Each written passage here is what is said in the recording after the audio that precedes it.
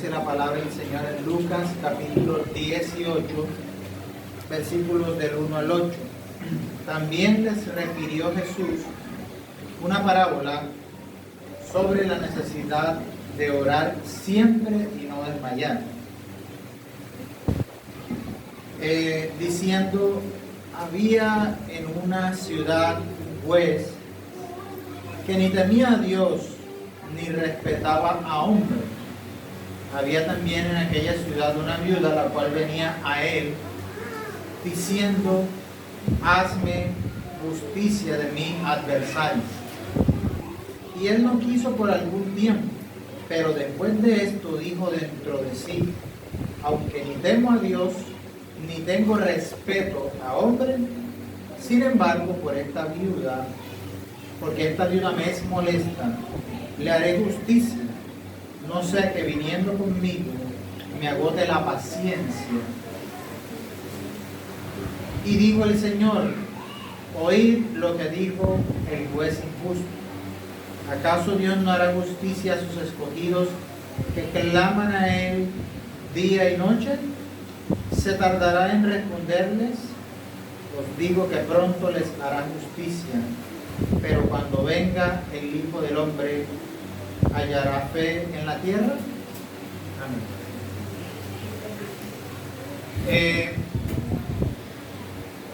Los que estamos aquí debemos reconocer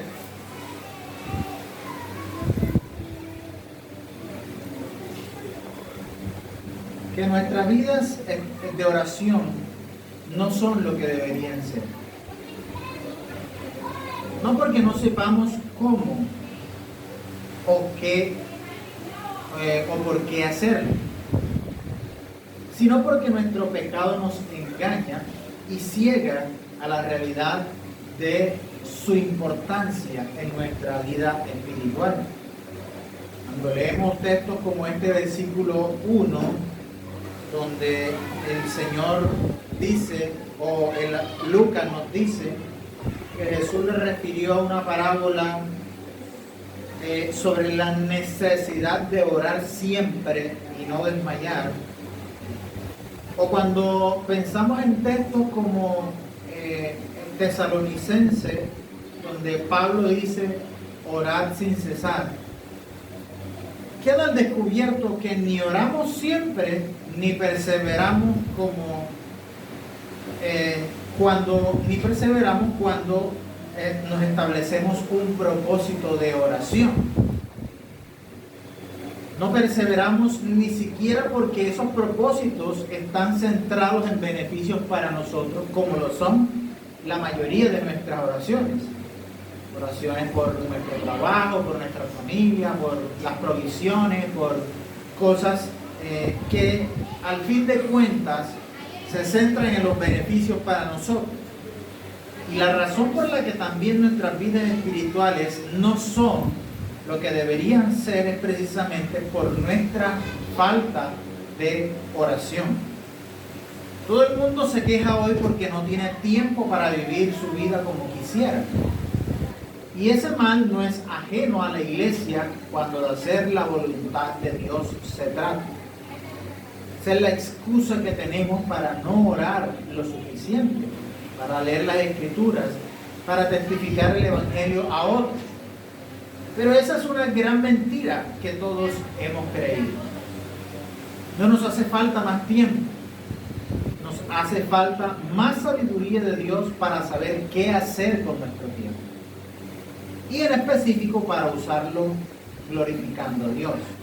Hay quien decía: tiempo no podemos tener más, pero sí podemos tener más sabiduría, porque Dios ha prometido que si se la pedimos a Él, nos la dará abundantemente y sin reproche, como expresa Santiago capítulo 1, versículo 5.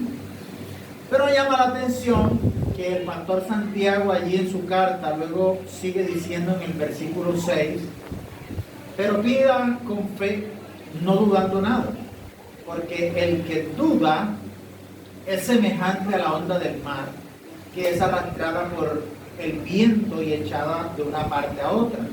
No piense pues quien tal haga que recibirá cosa alguna del Señor.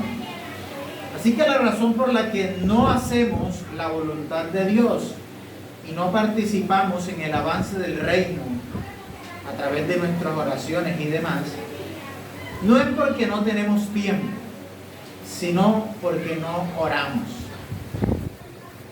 Y porque no oramos, no recibimos. Y a veces oramos, pero oramos sin fe. Y la razón por la que no oramos, por la que no recibimos cuando oramos, no es por falta de tiempo, sino porque no tenemos fe. No creemos que al orar recibiremos lo que pedimos. Y peor aún, en la práctica ni siquiera tenemos una plena certeza de que Dios nos escuchará. Dígame si fuera así, que en nuestro corazón tuviésemos esa firme creencia y experiencia de que Dios está allí presto a escucharnos y a responder para nuestro real provecho. ¿No correríamos nosotros continuamente al trono de la gracia para recibir oportuno socorro en todas las circunstancias? Pero en la práctica, realmente, a veces ni siquiera creemos eso. Nos falta fe para creer que Dios es, que le hay y que Él es galardonador de los que le buscan, como aprendemos en Hebreos capítulo 11, versículo 6. Nos falta fe para creer que cuando nos dirigimos en oración a Dios, Él está allí escuchándonos y recibiendo nuestras súplicas. Y hay veces que nuestras oraciones más bien se tornan como aquellas oraciones de las que predicamos hace algunos días acá, y que es la parábola que sigue después de esta parábola de esta primera parábola en Lucas 18. Y es esas oraciones en las que uno supuestamente está hablando con Dios, pero en realidad está hablando consigo mismo. Una cosa es que cuando oremos digamos verdades teológicas acerca de Dios y hagamos peticiones conforme a esas verdades, pero otra muy diferente es que creamos que cuando nos dirigimos a Él, Él está allí, sin entrar en ese gravoso hábito que tenemos también de estar más pendientes de la forma en la que dirigimos, estructuramos nuestra oración, que pendientes de a quién estamos orando. Le aseguro que si de verdad fuéramos más conscientes de la presencia de Dios por la fe en cada dificultad día a día, nosotros acudiríamos a Él antes que a otras personas, acudiríamos a Él antes que al médico o a la farmacia, a Él antes que a donde hacen los préstamos, acudiríamos a Él antes que al amigo confidente, acudiríamos a Él antes que a las redes sociales para apaciguar nuestros ánimos, a Él antes que a la justicia humana cuando seamos perseguidos. La esencia de estos asuntos que he descrito son tocados por nuestro Señor en esta parábola en la que estaremos meditando en el día de hoy. Esta parábola de la viuda y el juez injusto. Hoy veremos, lo primero que veremos es el propósito de esta parábola, el propósito de la parábola. Luego veremos una ilustración de la lucha del creyente para permanecer orando hasta el final. Y como último, hasta allí, y como último estaremos haciendo unas cortas aplicaciones. Dice el versículo 1, vemos el propósito de la parábola. También él le refirió a Jesús una parábola sobre la necesidad de orar siempre y no desmayar. Allí el evangelista Lucas especifica que nuestro Señor refirió una parábola con una enseñanza específica. La enseñanza es la necesidad de orar siempre y de no desmayar. De manera que de entrada, si abordamos ese texto y llegamos a una conclusión que sea diferente a esta, entonces nuestro análisis habrá sido un análisis errado. No obstante, no podemos interpretar estas parábolas sin establecer una obvia conexión que tiene con lo que se viene narrando en el capítulo anterior, pues allí en el versículo 1 dice: también le refirió Jesús una parábola. Eso nos conecta inmediatamente con el capítulo 17. Y el contexto anterior de este discurso que incluye esta parábola inicia con una pregunta de los fariseos allá en el versículo 20 del capítulo 17. Vaya allí conmigo. Y se extiende hasta la respuesta que nuestro Señor Jesús le da. Mire que el versículo 20 dice: preguntado por los fariseos cuándo había de venir el reino de Dios, le respondió y dijo: el reino de Dios no vendrá con advertencia, ni dirán helo aquí o helo allí, porque aquí el reino de Dios está entre vosotros. Entonces, todo este discurso arranca a partir de una pregunta que los fariseos le están haciendo: ¿cuándo había de venir el reino de Dios? Esa pregunta estaba enfocada a la venida triunfal del Mesías esperado por los israelitas, que bajo el entendimiento que esta secta tenía, debía ser un reino político cuyo dominio se extendía sobre las demás naciones de manera total y definitiva. Es decir, ellos esperaban a un hombre poderoso humanamente hablando y en términos políticos, que haría que Israel fuera la nación de las naciones. Hendrickson comenta que los fariseos y sus muchos seguidores estaban esperando la llegada de un reino exterior, terrenal, visible, uno en el cual los judíos ocuparían un lugar muy prominente. Ellos apenas podían esperar esa venida del Mesías. Tan ansiosos estaban de saber cuándo sería establecido, que estaban dispuestos a obtener información respecto a este tema de cualquier fuente, incluso hasta de Jesús mismo, a quienes unos de ellos consideraban que era alguien importante por las señales y todo esto, pero a quien hasta el momento no había dado señales de que era realmente el Mesías para ellos. Y este concepto siempre ha permeado al pueblo judío, inclusive hasta los que hoy se llaman judíos, que no son tan judíos. Ellos esperan todavía la venida de un Mesías que les hará políticamente importante, y por eso están allá haciendo matanzas y tomando territorios. Ellos estaban esperando la venida del Mesías, el establecimiento de su reino terrenal. Eso era importante para ellos. Pero nuestro Señor Jesús aprovecha la pregunta para corregirles su concepto de la naturaleza del reino que ellos pensaban. Ellos apuntaban hacia el futuro, pero Jesús les apuntó hacia el presente que estaban viviendo. Ellos apuntaban hacia lo terrenal y carnal, pero Jesús les apuntó hacia lo espiritual.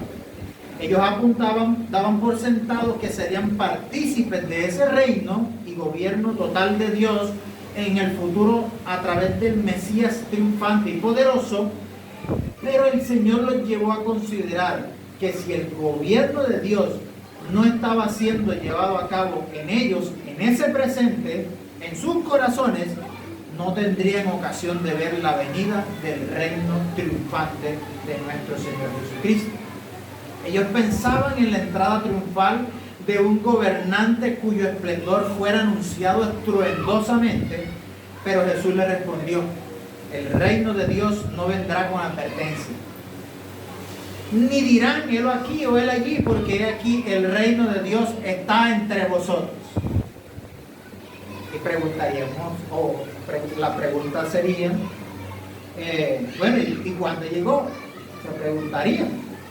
Fuera de forma natural o fuera de forma sobrenatural, no habría advertencia. Sin embargo, el reino de Dios ya está entre vosotros. Las preguntas naturales que surgirían en la mente de estos cuestionadores serían: ¿cuál es ese reino? ¿Dónde está su monarca? ¿Sobre quiénes está gobernando? ¿Cómo lo está haciendo? Y muy seguramente ellos, quienes eran en contra de Jesús, se estarían preguntando: ¿intenta este hombre proclamarse como el rey que esperamos de parte de Dios? Porque ellos lo rechazaban. Por supuesto, ellos que habían escuchado hablar al Señor Jesús en otras ocasiones, dándoles a entender que Él era el rey, sabían las respuestas a este interrogante, aunque lo rechazaran de plano. Sin embargo, aunque podían entender que Dios traería un reino futuro como Jesús se lo ratifica implícitamente en esa respuesta, lo que sí no podían entender era cómo era ese reino presente del que Él estaba hablando específicamente. Porque ellos no conocían al rey de este reino, no lo reconocían, aunque sí sabían quién era, porque por las señales se lo había manifestado.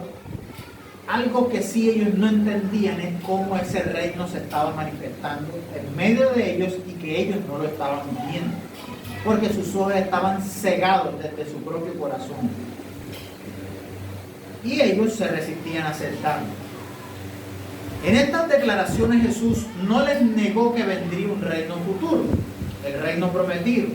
Lo que sí les negó es que este vendría con advertencia como los reinos terrenales cuando se llegaba a establecer un gobierno sobre otra nación y sobre lo que ellos tenían su completa atención, porque pensaban que se beneficiarían de ellos políticamente, y eso era en realidad lo que ellos estaban esperando. Pero dado que Jesús conocía la intención de ellos, quiso hacerles énfasis en el reino que ellos no procuraban, el reino espiritual de Dios, el cual ya estaba entre ellos. Aunque ciertamente nuestro Señor Jesús vendrá un día y vendrá a establecer su reino sobre todas las naciones, Él en ese momento les estaba hablando del reino que ya estaba operando en medio de ellos, pero que ellos se resistían a reconocer. El gobierno que Dios tenía en todos aquellos que había puesto, a todos aquellos que habían puesto su fe en Jesús como Salvador. El rey estaba entre ellos, pero ellos no lo podían ver así, aunque se los estuviera mostrando con señales y confirmándoselo por las Escrituras. Pero sobre todo, no podían ver cómo la transformación de vida, el cambio de corazón de todos aquellos que creían, era la evidencia de que había súbditos para ese reino, de que había personas que estaban bajo el dominio del señorío de nuestro Señor Jesucristo. Entonces allá en el versículo 22, estamos todavía en el capítulo 17, Él cambia la dirección y el tono de la respuesta para hablarle a los discípulos sobre el reino venidero, aclarándoles cuál es la naturaleza de este y cómo vendría. Dice el versículo 24, porque como el relámpago que al fulgurar resplandece desde un extremo del cielo hacia el otro, y también les dice con quién vendría, así también será el Hijo del Hombre en su día. Sin embargo, les aclaró que antes de eso primero era necesario que padeciera mucho y fuera desechado por los de su generación. Entonces, la advertencia que les deja a continuación es que esta venida sucedería como en los días de Noé y en los días de Lot, donde hombres justos estuvieron predicando el Evangelio, pero todos a su alrededor en un tiempo donde estaban entregados a sus pecados, dice el versículo 28, comían, bebían y casaban y se daban en casamiento, y compraban y vendían y plantaban y edificaban, hasta que vino el diluvio en tiempos de Noé y hasta que vino el fuego del cielo en tiempos de Lot, respectivamente. La gente no creía en el mensaje de Dios, estaban completamente corrompidos, pero los pocos que creyeron perseveraron en justicia y fueron salvos, como lo fue Noé y su familia y Lot. El mensaje es que solo los que esperan la venida del Señor en justicia, como Noé y Lot, aunque se encuentren en medio de una generación perversa, como ellos serán salvos. Esto se compagina con lo que el apóstol Juan enseña ya en Primera de Juan, capítulo 3, versículos 2 al 3, cuando dice: amados, ahora somos hijos de Dios y aún no se ha manifestado lo que hemos de ser, pero sabemos que cuando Él se manifieste seremos semejantes a Él, porque le veremos tal como Él es. Y todo aquel que tiene esta esperanza en Él se purifica a sí mismo, así como Él es puro. Todo este trasfondo le da sentido al hecho de que Jesús quiere enseñar una parábola sobre la necesidad de orar siempre y de no desmayar. Una parábola que resalta la necesidad de estar dependientes de Dios en medio de una generación que está entregada al pecado, esperando la venida y el juicio de aquel que lo prometió. Porque vivimos en un mundo donde impera la injusticia a los ojos de Dios. El mensaje de Cristo siempre ha de ser rechazado. Las luchas del creyente siempre estarán presentes, pero tenemos una meta final: la venida de nuestro Señor Jesucristo. Esa santa expectativa les añade a nuestras oraciones un sentido de urgencia. El creyente que vive consciente de su maldad y de la maldad de que este mundo se levanta contra Dios, anhela la pronta venida de nuestro Señor Jesucristo. El cristiano que anhela a Cristo, él anhela ser santo para Dios, anhela que su Señor venga pronto, el día en que se hará justicia y cada quien recibirá la retribución merecida. Ese día en que seremos revestidos plenamente de la justicia de Cristo en cuerpo y alma, y ya no tendremos esta vergonzosa relación con el pecado como lo estudiábamos esta mañana. Ese anhelo debe estar presente en el creyente sin importar si el Señor viene y aún estamos sobre este mundo, o si por el contrario sucede que ya hayamos partido de este mundo. Pues en ambas circunstancias nosotros recibiremos la plenitud que Dios ha prometido para los santos. Es decir, hasta que esto suceda, no gozaremos de ver lo que Dios planeó completamente con nosotros en Cristo, pero no por nosotros, sino por Él, porque en eso será Dios glorificado. Nos maravillaremos al comprobar que, siendo tan inmerecedores de cualquier bien, hermanos, Dios nos escogió en Cristo para estar delante de Él por la eternidad, sin merecerlo. Ahora, Cristo también será glorificado por someter a sus enemigos, como dice Pablo, cuando haya suprimido todo dominio, toda autoridad y toda potencia. Pero además, cuando Cristo venga, hayamos o no partido de este mundo, no solo recibiremos la glorificación de nuestros cuerpos, sino que seremos establecidos en un cielo nuevo y una tierra nueva, y así vivir plenamente para la gloria de Dios, como le dice Apocalipsis 21.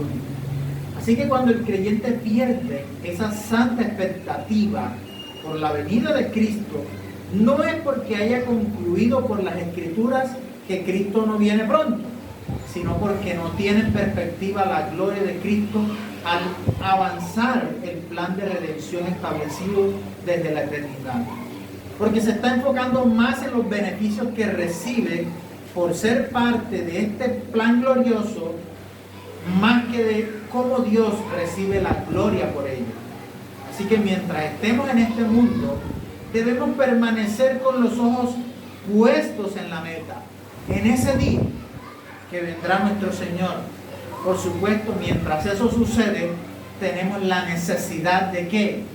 De orar siempre y de no desmayar. Allí el Señor nos da entonces una ilustración de la lucha del creyente para permanecer hasta el final a través de esta parábola, diciendo: había en una ciudad un juez que ni temía a Dios ni respetaba a hombre. Había también en aquella ciudad una viuda, la cual venía a él diciendo: hazme justicia de mi adversario. Y él no quiso por algún tiempo, pero después de esto dijo dentro de sí: aunque ni temo a Dios, ni respeto a hombres, sin embargo, porque esta viuda me molesta, le haré justicia, no sea que viniendo de continuo me agote la paciencia. Como ya hemos podido constatar, esta parábola es realmente la conclusión de la enseñanza sobre el futuro que viene dándose desde allá, desde la pregunta que le hicieron los fariseos a él: ¿cuándo vendría el reino? El escenario de esta primera parábola es un escenario judicial. Aquí también vemos a un rey y una mujer pidiendo justicia, una viuda pidiendo justicia ante un juez. El Señor primero describe el juez y resalta una característica de este juez: es que ni temía a Dios ni respetaba a hombre. Versículo 2. Y en el versículo 6 se define qué quiere decir el Señor con que ni temía a Dios ni respetaba a hombre. Y es que era un juez injusto. ¿Ya? Eso es lo que el Señor nos quiere mostrar. Y eso quiere decir que sus juicios, en última instancia, los juicios que este hombre hacía, que era injusto, ni se regían por la ley de Dios, ni se regían por la ley de los hombres, sino por su propia ley. De manera que la justicia de este juez estaba basada en su propia perspectiva y en su propia conveniencia. Así que el resultado de sus sentencias dependía de los beneficios que este rey pudiera tener para sí. Por otro lado, encontramos a la viuda, que dicho sea de paso, en el contexto bíblico, era considerada una viuda en esta situación supremamente vulnerable, que no tenía quien la representara en los asuntos civiles, como lo decíamos allá en el estudio esta mañana, ni quien abogara por ella en los asuntos judiciales, sobre todo si una viuda no tenía hijos, como parece ser el caso de esta parábola, que ella tuvo que ir una y otra vez y tuvo que ir ella misma porque no tenía quien la representara delante del rey. De esta viuda se dice que ella estaba envuelta en un asunto judicial, y para que ella le fuese hecha justicia, vino insistentemente delante del juez por un tiempo, hasta que él razonó sobre su situación con aquella mujer que se le presentaba constantemente. Esta actitud perseverante es la de alguien que no tiene otra opción. Pues podemos presuponer que la única opción que esta mujer tenía era la de ¿qué? De ir una y otra vez delante de él hasta que él se rindiera y le hiciera caso a su juicio. Al igual que el juez injusto no tuvo otra opción, la perseverancia de la mujer literalmente obligó a que este juez, con todo lo injusto que fuera, él tuviera que estimar su caso. Los comentaristas indican que una posible razón por la que él se mantuvo un tiempo sin responderle podría ser que él estaba esperando algún soborno de parte de ella para así sacarle provecho a la situación. Pero cuando se dio cuenta de que ella no iba a ceder, bien fuera por su integridad de no darle un soborno o porque en realidad ella no tenía con qué darle, y que no cesaría de ir una y otra vez hasta que le hiciera lo que pedía, entonces no tuvo otra opción más que hacerle justicia a esta mujer. En esta parábola el Señor Jesús no enfatiza una comparación de características entre el juez y la viuda, ni establece un juicio sobre las acciones de ambos diciendo este hizo bien y este hizo mal, sino que lo que él resalta, nuestro Señor, es la persistencia de la viuda para recibir respuesta ante su petición. Eso es lo que el Señor quiere resaltar. Esta mujer fue tan insistente, fue tan persistente, que ella recibió lo que estaba pidiendo, a pesar de que quien la estaba escuchando era un hombre injusto, alguien que ni temía a Dios ni temía a los hombres. Imagínense entonces el carácter de la persistencia de esta mujer. Tanto que al final el juez no halló más conveniente para él hacerle justicia que seguir esperando si ella le brindaba algún tipo de beneficio económico, pues por lo que había visto, ella no estaba dispuesta a dárselo ni tampoco a desistir de pedir justicia.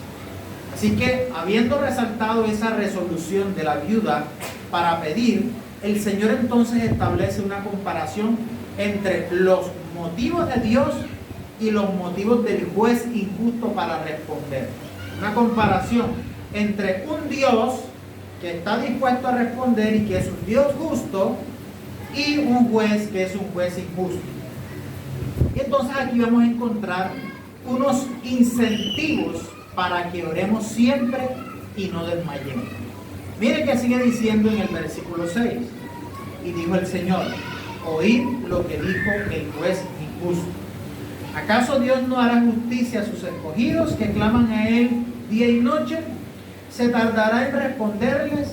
Os digo que pronto les hará justicia, pero cuando venga el Hijo del Hombre, ¿hallará fe en la tierra? Es decir, ¿encontrará personas esperándole? El Señor hace otra comparación implícita entre el juez y Dios cuando llama la atención sobre lo que dijo el juez. Cuando dijo, oír lo que dijo el juez injusto. Es decir, miren, esto es lo que yo les quiero resaltar. Si este juez es injusto y decide hacer justicia ante la insistencia de la viuda, ¿cómo no hará Dios justicia si Él es justo? Parafraseando lo que el Señor dice.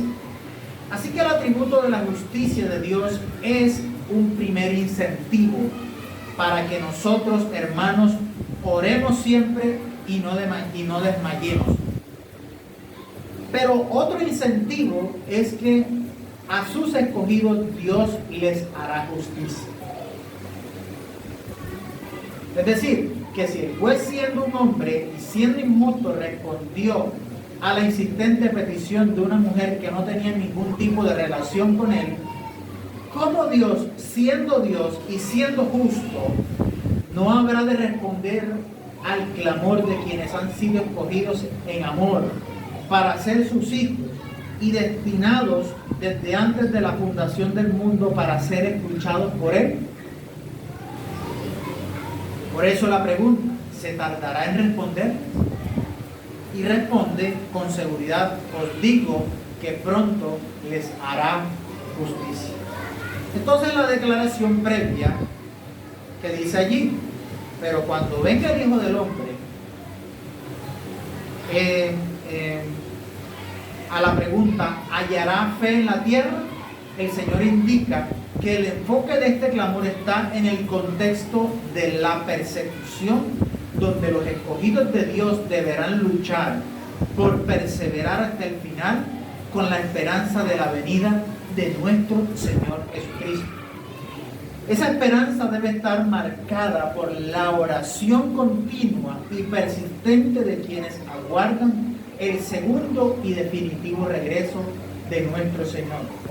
Porque el cierre de esta parábola con esta pregunta hace que el mensaje no apunte a si Dios dará a sus escogidos lo que pidan, sino que apunte a si ellos serán un pueblo fiel que ha perseverado en oración y no ha perdido la esperanza de que cuando llegue el Hijo del Hombre, nuestro Señor Jesucristo, les hará justicia. No han perdido la esperanza de que cuando Cristo venga, Él hará lo que ha dicho.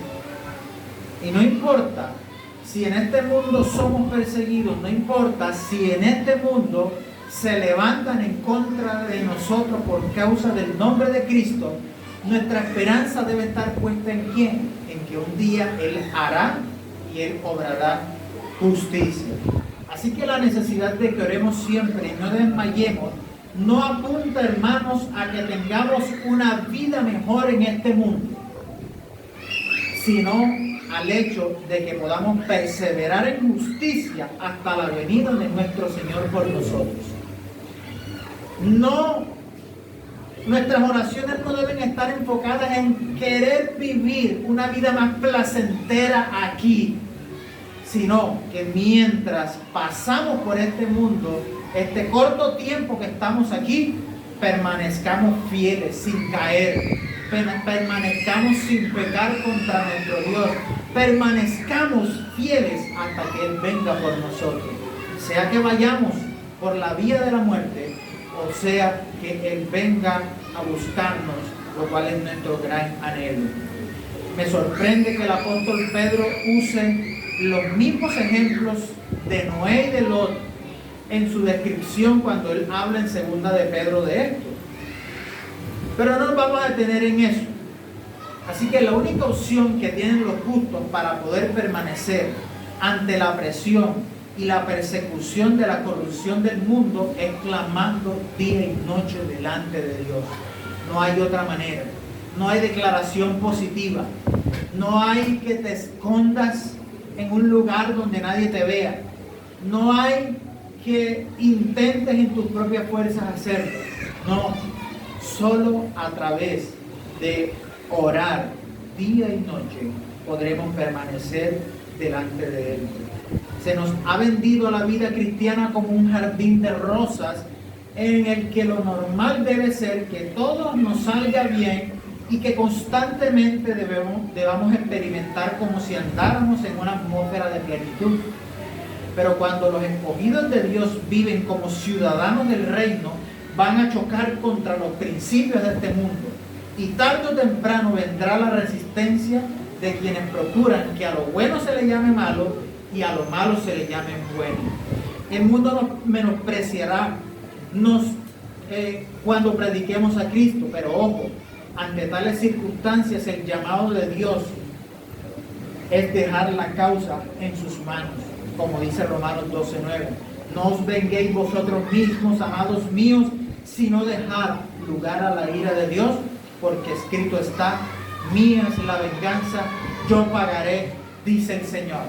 Y recuerden aquel episodio en Hechos capítulo 8, donde Esteban fue apedreado por los judíos por predicarles el evangelio, y en el final en los minutos finales, mientras moría, su oración fue: Señor, no le tengas esto en cuenta.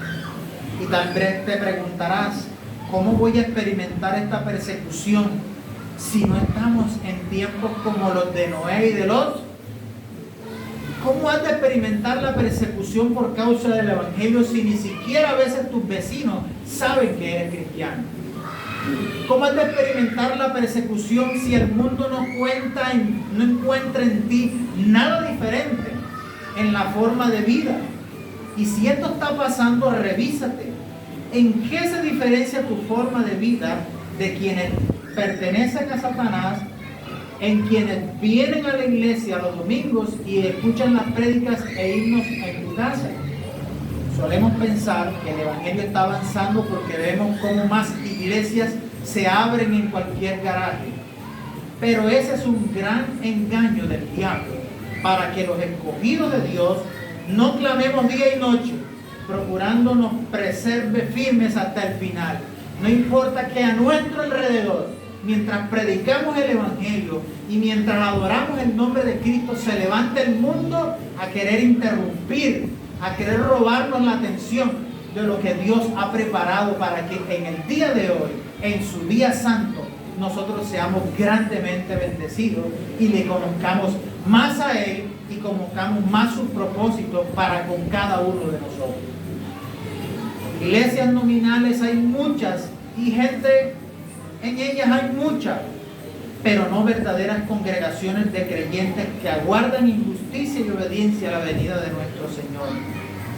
Muchos hablan de Dios con una falsa seguridad de que tienen segura la salvación, pero el mismo Señor dijo: no todo el que me dice Señor, Señor entrará en el reino de los cielos, sino el que hace la voluntad de mi Padre que está en los cielos. Muchos me dirán en aquel día: Señor, Señor, no profetizamos en tu nombre y en tu nombre echamos fuera demonios y en tu nombre hicimos muchos milagros. entonces les declararé: nunca os conocí, apartados de mí, hacedores de maldad, dice el Señor en Mateo 7:21. Hay personas que creen que su vida de oración es saludable, pero si revisan sus peticiones ante Dios, solo van a encontrar ruegos por cosas para este mundo, peticiones para estar mejor aquí, pero nunca un clamor por estar en la presencia de Dios. Como Pablo, quien decía: yo no sé qué es mejor, si partir con el Señor y estar allá, o estar aquí con ustedes. Y le tenemos gran miedo a la muerte, o un clamor porque la iglesia esté santificada para ese día y ese encuentro con Cristo. Se la pasan todo el tiempo pidiendo salud, trabajo estable, una gran familia, un buen matrimonio, casa, carro, beca. Y no quiero decir que esté mal tener estas cosas, pero nuestra vida de oración no puede centrarse en estar cómodos en este mundo, hermanos, sino en prepararnos para estar plenamente ante la presencia de Dios por la eternidad, como lo ha prometido a todos los que creen en Él. Así que el llamado a todos aquellos que han creído en Cristo es orar siempre y no desmayar. Pidamos fe a nuestro Dios para ello. Y aquellos que aún no han conocido a nuestro Cristo, aquellos que aún no se han rendido a Él, es necesario que pienses: ¿qué será de ti en ese día, cuando Cristo venga? Si no eres hallado en Cristo, no tendrás ninguno de estos beneficios. Solo podrás tener pesar y tormento ilimitado por la eternidad, como también nuestro Señor lo ha prometido. Y te dirá: apartado de mí, hacedor de maldad, al fuego eterno. Oremos entonces.